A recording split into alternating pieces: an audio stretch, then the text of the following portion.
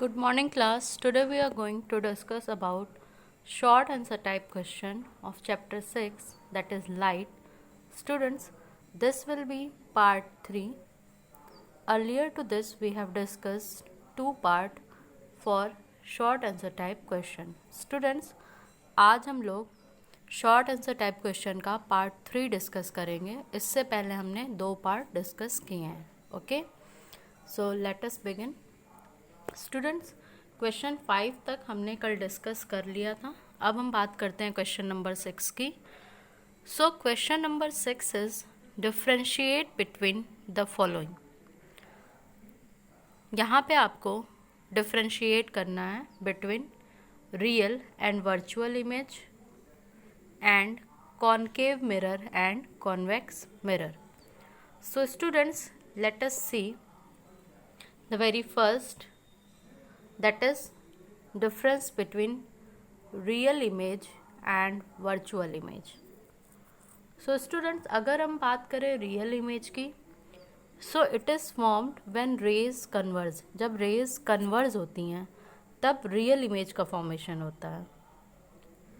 Okay, and अगर हम virtual image की बात करें, so it is formed when rays diverge. Okay, मतलब वो डाइवर्स होती हुई दिखती हैं तब जो है वर्चुअल इमेज का फॉर्मेशन होता है. Second thing students, real image is generally inverted. जो रियल इमेज होती है वो हमेशा क्या होती है? इन्वर्टेड होती है. जबकि स्टूडेंट्स अगर आप वर्चुअल इमेज की बात करेंगे सो ये क्या होती है? इरेक्ट होती है. Virtual image is generally erect. अगर हम एग्जाम्पल की बात करें रियल इमेजेस की, तो हम सिनेमा स्क्रीन में इसी का एग्जाम्पल देखते हैं, रियल इमेज फॉर्मेशन. वहीं पे अगर हम वर्चुअल इमेज की बात करें तो हम जो खुद की इमेज देखते हैं मिरर में वो क्या होता है? Virtual image. Okay, so this is about the first part. Now let us differentiate between concave mirror and convex mirror. अब हम डिफ्रेंशिएट करेंगे कॉनकेव मिरर और कॉन्वेक्स मिरर में. सो स्टूडेंट्स, अगर आप सबसे पहली चीज़ देखेंगे, if we are going to discuss about concave mirror, so basically both are part of a spherical mirror. लेकिन जब भी हम concave mirror की बात करते हैं तो इसका जो reflecting surface होता है वो होता है toward the center of the sphere, okay, of which mirror is part. ठीक है, जबकि अगर हम convex mirror की बात करें तो ये भी पार्ट है spherical mirror का जिसका reflecting surface जो होता है वो दूर होता है from the centre of the sphere. Okay, now students, अगर हम सेकेंड पॉइंट की बात करें, so the focus lies in front of mirror. ठीक है, अगर हम कॉनकेव मिरर की बात करें तो फोकस जो होता है वो मिरर के फ्रंट में होता है, जबकि अगर हम कॉन्वेक्स मिरर की बात करें तो फोकस जो क्या होता है? मिरर के बिहाइंड होता है. और यहाँ पे आप शेप देख सकते हैं कॉनकेव और कॉन्वेक्स का. Now students, question 7 is draw the figures A and B on your exercise book and state how and I see them. तो आपके एक्सरसाइज में बुक में क्वेश्चन नंबर 7 में A और B पार्ट में दो डायग्राम्स दिए हुए थे. The first is this and the second is this, और आपको बोला था इसका मिरर इमेज आपको बनाना है.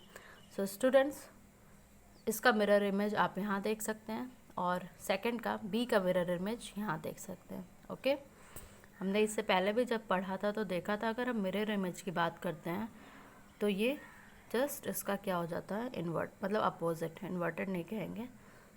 अगर ये राइट ओरिएंटेड है तो ये क्या हो जाएगा? Left oriented. Okay, now students, question number 8 is what will be the path of following raise after reflecting from a spherical mirror. हमें कुछ कंडीशंस दी हुई है, फिर हमें बताना है कि रिफ्लेक्टिंग मिरर जो है, मतलब अगर हम ये जो रेज हैं वो रिफ्लेक्ट करेंगी स्फेरिकल मिरर से तो कैसा हमें पाथ देखने को मिलेगा. तो first condition is an incident ray of light parallel to the principal axis. हम यहाँ पे देख सकते हैं ये जो ए बी है ये क्या है? इंसिडेंट लाइट है. तो ये जो इंसिडेंट लाइट है, ठीक है, ये प्रिंसिपल एक्सिस के क्या है? पैरेलल है. इस केस में क्या देखने को मिलेगा रिफ्लेक्शन के बाद? स्टूडेंट्स, आप देख सकते हैं जब इसका रिफ्लेक्शन हो रहा है इस इंसिडेंट लाइट का तो आप देख रहे हैं कि आफ्टर रिफ्लेक्शन क्या हो जा रहा है, ये पास कर रहा है थ्रू द फोकस, ठीक है। अगर हम कॉनकेव मिरर की बात करें तो ये फोकस से पास करेगा, ओके। और अगर हम कॉन्वेक्स मिरर की बात करें तो ये ऐसा अपीयर होता हुआ दिखेगा, ठीक है। आप यहाँ देख सकते हैं ये रिफ्लेक्ट इधर किया है लेकिन अपीयरेंस आपको इधर दिखेगा फोकस पे, okay. Now student, second condition is a रे of light passing through the centre of curvature. यहाँ पे कंडीशन है कि एक रे ऑफ लाइट है जो कि पास हो रही है सेंटर ऑफ कर्वेचर पे। सो इसके रिफ्लेक्शन में हमें क्या पाथ देखने को मिलेगा।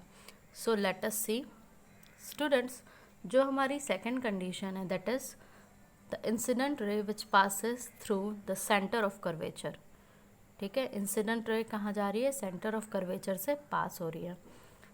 इस केस में ये क्या करेगा, रिट्रेस कर देगा इसका पाथ आफ्टर रिफ्लेक्शन एंड दस passes through the same point. मतलब आप यहाँ देख रहे थे कि ये इंसिडेंट आ रही थी सेंटर ऑफ कर्वेचर पे, ठीक है।